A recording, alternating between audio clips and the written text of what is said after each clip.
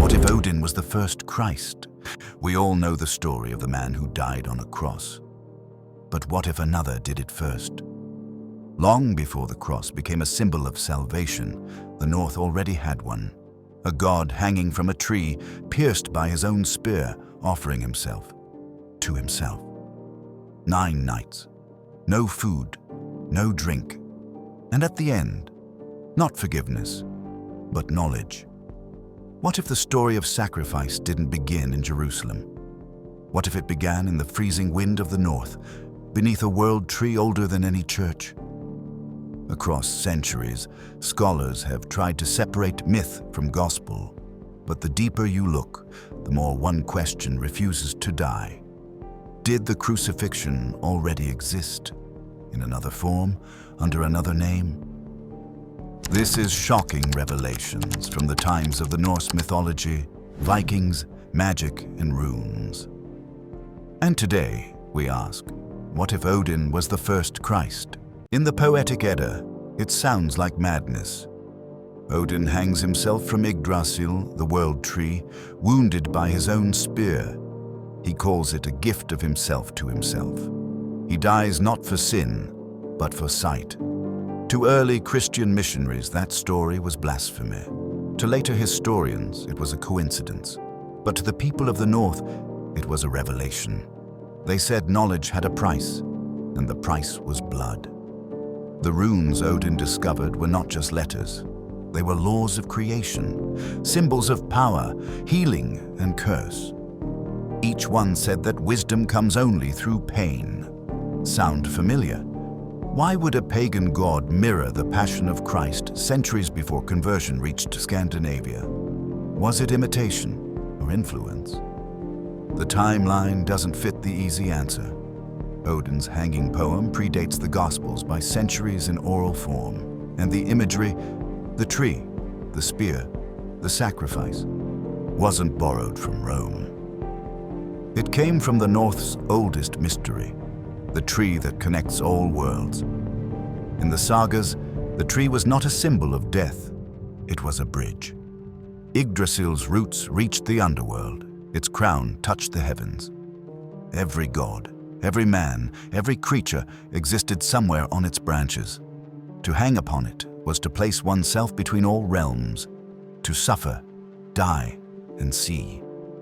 Odin's ordeal wasn't punishment, it was an initiation. He starved for 9 nights, pierced by his own spear, suspended between life and death. No choir sang, no witnesses prayed. Only the wind answered, whispering through the branches as if the universe itself was listening.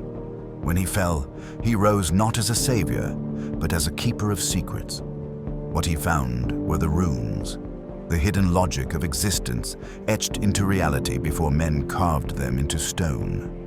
Each rune carried a paradox, creation and destruction, truth and deception, healing and harm. To know them meant control, not over others, but over fate itself. The missionaries who later entered these lands called it heresy. How could a god claim enlightenment through suffering without divine permission? But that was the point. Odin needed no permission. His sacrifice wasn't for redemption, it was rebellion. He defied the gods' order to seize wisdom they had hidden. He took knowledge that was forbidden and survived. Centuries later, when monks recorded Norse myths through Christian lenses, they softened this story, calling it superstition. Yet the echoes remained. A man hanged on wood, pierced in the side, emerging with revelation. Coincidence, or cultural memory buried under theology? The North had written its crucifixion long before the first sermon ever reached its shores. Only the meaning was different.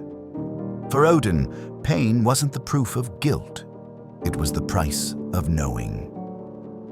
When Christianity arrived, missionaries found temples carved with scenes of a man on a tree. They called it demonic imitation. But some archaeologists now question whether the imitation ran both ways. Carvings from the Vend, El, and Viking ages show a figure hanging from a branch, pierced by a spear, surrounded by ravens. Centuries later, the same posture appears on crosses in early Saxon England, but the name has changed. In the Anglo-Saxon poem, The Dream of the Rood, the cross itself speaks. It says, "I was raised, I bore the mighty king, I shook when he clasped me." It describes the crucifixion in language identical to the rune chants of Odin. The tree speaks, the god bleeds, knowledge awakens.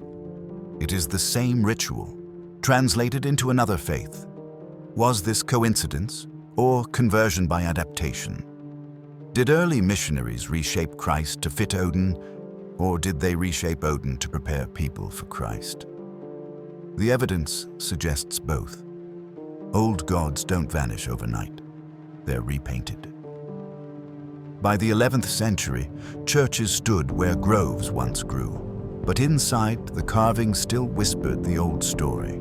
The man on the tree who sought wisdom, not mercy. And that story never died. It just changed its name. In the north, faith didn't fall. It morphed. When the new priests came, they didn't erase the old gods. They translated them. The crucifix became a familiar shape, not because it replaced Yggdrasil, but because it resembled it. Wood was still sacred. Blood was still power. Suffering still opened the path to revelation.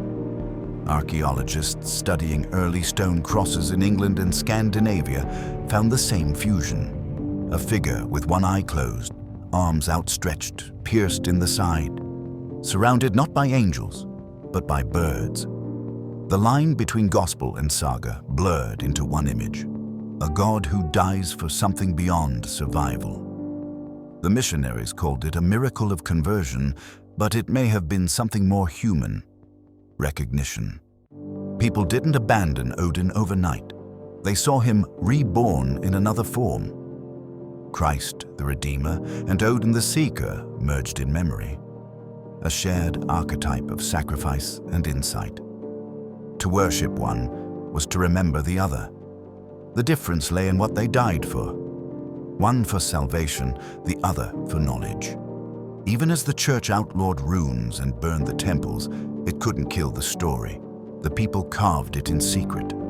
In doorposts, in manuscripts, in the margins of faith. Some churches in Norway still bear the faint lines of world trees under the paint. In them, Christ and Odin coexist. One nailed, one hanging, both reaching for the same unseen truth. To modern scholars, it's not heresy, it's continuity. A memory carried through iconography, poetry, and ritual, evolving but never erased. Because stories that define what it means to suffer for truth don't die. They adapt. And in the North, the man on the tree was never forgotten. He was simply renamed. The North once told a story of a God who bled for knowledge. The South told one of a God who bled for salvation. Both ended the same way, with humanity hanging between wisdom and power. Maybe the real mystery isn't whether Odin inspired Christ, but why humanity keeps repeating the same ritual, killing what it fears and worshipping what it killed. The tree still stands. The names change. The story doesn't. You've heard the echoes. Now hold the story in your hands. Link in description and pinned comment.